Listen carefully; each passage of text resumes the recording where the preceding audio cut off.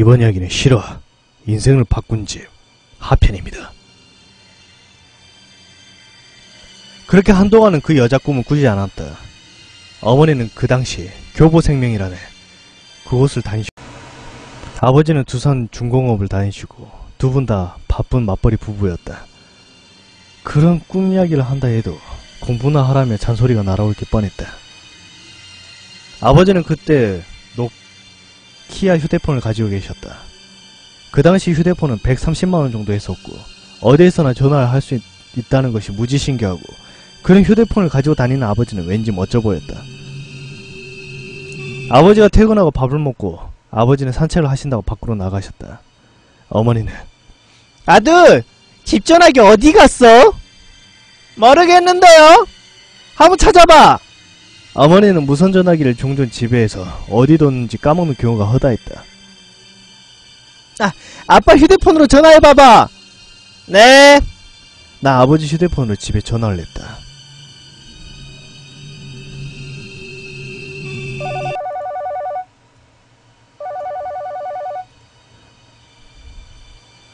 난 소리가 들리는 쪽으로 찾아갔다. 거실 소파 쪽에서 들렸다. 분명 소리는 나는데 보이지가 않았다. 구석구석 훑어보는데 소파 등받이와 쿠션들 틈에 집 전화기가 끼어 있었다. 엄마! 저 전화기 여기! 나 휴대폰을 귀에 대고 어머니에게 말한 도중에 전화를 받았다. 내 눈앞에 소파에 꽂혀있는 집 전화기를 누가 받았다. 다리에 힘이 풀렸다. 누구세요?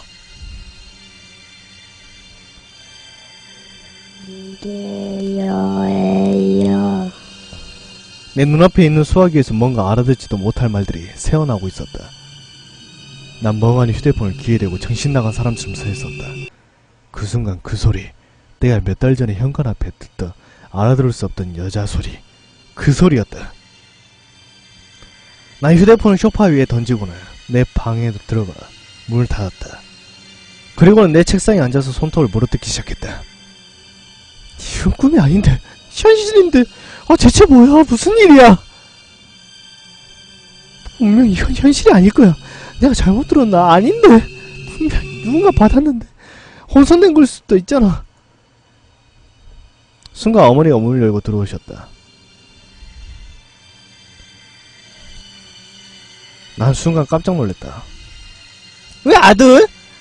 아니에요. 왜 그렇게 놀래? 아니에요. 전화기는? 거실 소파에 있어요. 난 곧바로 침대에 누워서 이불을 뒤집어 썼다. 잠들기가 무서웠다. 또 그 여자가 나올 것 같아서. 그렇게 무서움에 떨다가 잠이 들었다. 역시 동아야 빌어먹을. 난 내 방에 있었고 집은 조용했다. 안 나갈 거야. 빌어먹을. 절대 문 안 열 거야. 혼자 그렇게 침대에 중얼거리고 있는데 그 지옥같은 시간은 계속되고 좀처럼 난 현실로 돌아올 기미가 보이지 않았다. 빌어먹을 꿈에서 빨리 깼으면. 그렇게 계속 혼잣말 되풀이하다 마음이 조금 진정된 나는 문 앞으로 다가가 문을 살짝 열었다.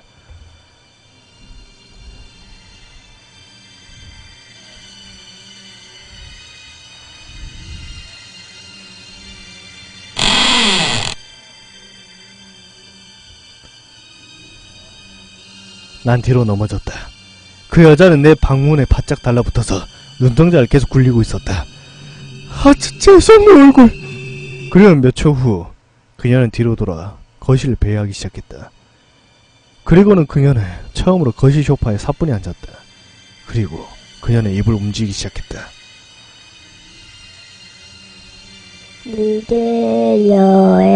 이게요예요.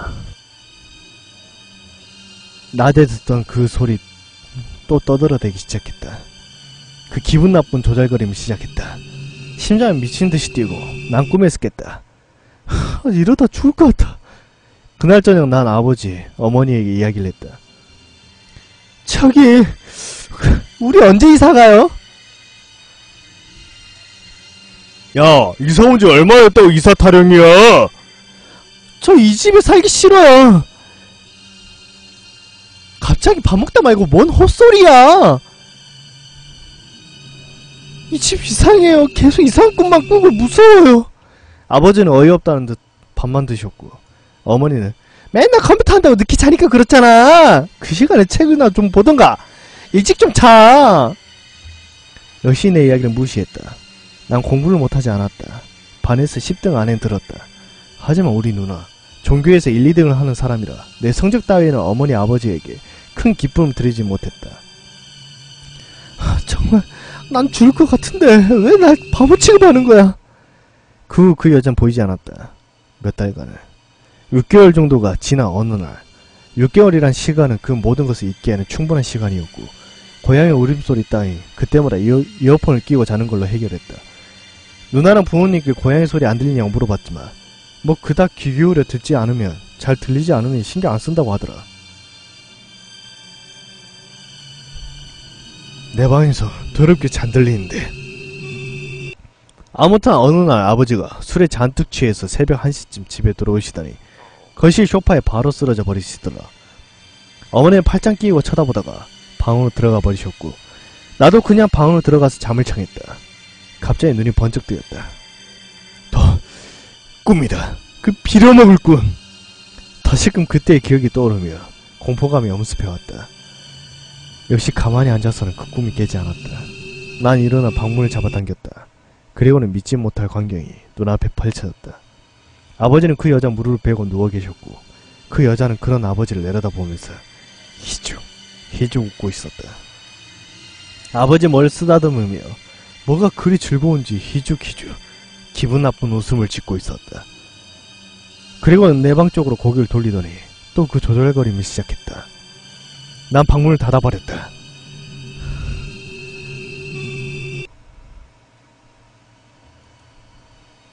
어제 도대체 어떤 년이랑... 뭔 소리야! 난 놀라서 잠에서 깼다. 밖에서 어머니 아버지가 싸우고 계셨다. 어머니는 아버지에게 막 화를 내셨고, 아버지 역시 그런 어머니에게 소리를 지르고 계셨다. 현실도 지옥이구나. 그렇게 어머니 아버지의 싸움은 일주일이 계속되었고, 아버지는 집을 나가셨다. 그렇게 두 분은 별거 생활을 하시고 15년 만에 이혼을 하셨다. 한참이 지난 후에 들은 이야기지만 어머니는 그때 밤마다 아버지가 거실에서 다른 여자랑 껴안고 있는 꿈을 꾸셨단다. 그게 계속되다 보니 그것이 현실인지 꿈인지 구별 못할 정도의 의부증이 생겼고, 아버지는 집에 오는 것이 싫다며 계속 늦게 오시던지 외박을 하셨다. 어머니의 폭언과 싸움은 계속되었고, 참다 못한 아버지는 집을 나가신 거다. 아버지는 시골의 할머니 집으로 들어가셨고, 그렇게 두 분은 10년 넘게 얼굴 한번 보시지 않고 누나를 결혼시키고, 작년에 내 결혼식을 마지막으로 이혼을 하셨다. 솔직히 그때는 나 아버지에게 무슨 사고가 생기지 않을까 걱정이 되었다. 불행 중 다행이라 생각해야 하나. 아버지에게 아무 일이 없었고 그 아버지는 그 집에서 볼 수가 없었다. 아무튼 그렇게 아버지는 집을 나가셨고, 달마다 아버지는 우리에게 생활비를 보내주셨다. 난 고등학교를 진학했고 누나는 대학에 진학해서 변리사 공부를 하다가 외국으로 1년짜리 여학 연수를 떠나셨다. 집에는 어머니랑 나뿐이었다. 집에 혼자 있는 시간이 많아졌다. 어머니가 한날, 너도 혼자 있고 심심할 텐데 우리도 개 한 마리 키울까? 나도 심심하고 혼자 있을 때 기분도 찝찝하고 있으면 나쁘지 않을 것 같았다. 어머니는 다음날 요크셔 테리어 한 마리 가지고 오셨고 신나게 데리고 놀다가 그날 밤,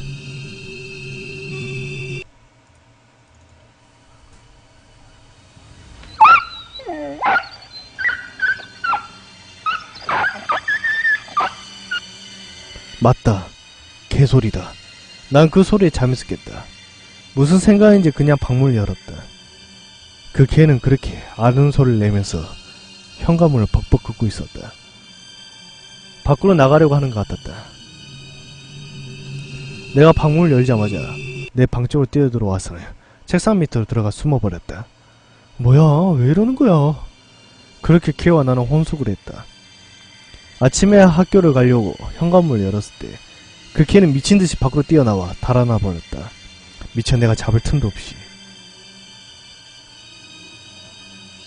그렇게 하루 만에 또 친구를 잃었다. 그 후 난 거의 이틀에 한 번꼴로 그 여자를 만나야 했다. 그녀의 모습을 확인하지 않으며 난 그 꿈에서 깰 수가 없었다. 허나 그녀는 내 방 앞에 서 있지 않았다. 항상 어머니 혼자 주무시는 방에 달라붙어서 떨어지질 않았다. 난 걱정이 됐다. 혹시 엄마한테 안 좋은 일이 생기지 않을까. 난 그 다음날 밤에도 그 꿈을 꿨다. 문을 여니 어머니 방 앞에서 또 뭐라고 조잘거리고 있었다. 나 어머니가 걱정이 되어 내 방 밖으로 나와 거실에 섰다. 그 여자가 고개를 휙 돌리더니 다시금 입꼬리를 올리며 뭐라고 조잘거리면서 나에게 달려왔다. 난 눈을 질끈 감았다. 몇 초가 지났을까. 실눈을 살짝 뜨니 내 얼굴 바로 앞에 그 창백한 얼굴을 맞대고 내 볼에 닿는 그 여자의 피부는 미칠듯이 차가웠다. 그 여자는 쉴 새 없이 입을 조잘거렸다. 그리고 내 귀에 그 입을 가져다 대었다. 그 여자가 하는 말은 너무나 빨랐다. 그 상황을 피해보려고 눈을 감았다. 뭐라는 거야, 제기라! 눈물이 날 것 같았다. 그때 그 말을 들을 수가 있었다. 네가 여기 왜 있어? 네가 여기 왜 있어? 저 말을 엄청나게 빠른 속도로 되풀이하고 있었다. 그러더니 갑자기 다른 말 중얼거리기 시작했다. 들여보내줘. 들여보내줘. 들여보내줘. 일어나! 학교 가야지! 어머니였다. 지친 몸과 더러운 기분으로 나 학교로 갔다. 방과 후 버스 정류장에서 옆 학교 상급생과 시비가 붙었다. 난 싸움을 좋아하지 않지만 그날 이성을 잃고 싸웠다. 왜 그런지는 모르겠다. 시비를 붙은 건 내 친구였지만 나도 같이 동조해서 싸웠다. 그렇게 큰 싸움이 아니었음에도 불구하고 결과는 상대방 학생 한쪽 눈에 시력을 잃었다. 난 경찰서에서 조서를 꾸미고 그 일은 법원으로 넘어가 법적 처벌을 피하려면 싸움에 참여했던 3명에게 6천만원씩 1억 8천원을 배상하라고 했다. 어머니는 괜찮다면서 날 다독였고 난 그에도 죄송해서 죽고 싶은 맘밖에 없었다. 나 같은 놈은 죽어야 돼. 난 내 방문 손잡이에서 전선줄을 걸고 목에 전선줄을 감았다. 얼굴이 뜨거워지고 피가 용요한 느낌. 순간 문 밖에서 들여보내줘. 들여보내줘.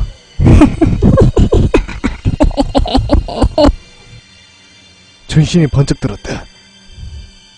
내가 죽으면 엄마는 난 머리 위에 방문 손잡이를 붙잡고 감긴 전선줄을 풀고 깊은 숨을 토해냈다. 그렇게 어머니 그 집을 시세보다 1,000만원 낮춰서 급처를 하고 6천만원 합의금으로 주고 나 학교를 자퇴해야만 했고 다른 집에 전세로 이사를 갔다. 그렇게 난 그 집과의 악연을 마무리했다. 그리고 일주일 후 우리가 집을 판 사람에게 어머니에게 연락이 왔다.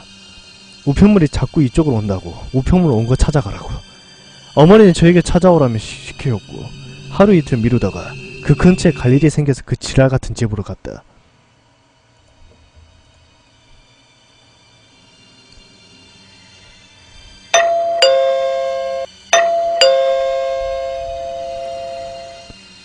벨을 눌러도 인기척이 없었다. 한참 벨을 누르는데 옆집 아줌마가 장을 보시고 오시는 길이었다. 야, 안녕하세요! 어머, 여기 어쩐 일이야? 아, 우편물 좀 찾아가라 해서 찾으러 왔어요. 그 집에 사람 없을 건데? 왜요? 이틀 전 밤에 난리가 났었어! 사연인즉 이사온 집 딸이 약간 간질 같은 게 있었나 보더라. 그래서 옆집 아줌마한테 얘가 잘 놀래고 하니 혹시 자기 없었거나 그럴 때 애가 발작을 할 수도 있으니까 관심을 가져달라고 부탁을 했단다. 그리고 이틀 전 낮에 옆집에서 시끄럽더래. 집을 좀 손본다고 시끄러울 거라고 양해를 해달라고 했대. 그리고 다음날 새벽에 앰뷸런스가 와서 그 애를 태워갔다고. 실려 나가는데 눈이 뒤집혀서 입에 거품을 물고 실려 나갔대. 난 소름이 돋더라. 그냥 거기 서 있는 것도 싫더라. 옆집 아줌마한테 인사를 하고 나오는데 그 집 바로 밑쪽에 쓰레기들이 잔뜩 쌓여있더라. 찢어진 장판, 널브러진 벽지. 근데 거기서 알겠지. 널브러진 벽지 사이에 내 방문 위에 붙어있던 부적이 있었다는 걸.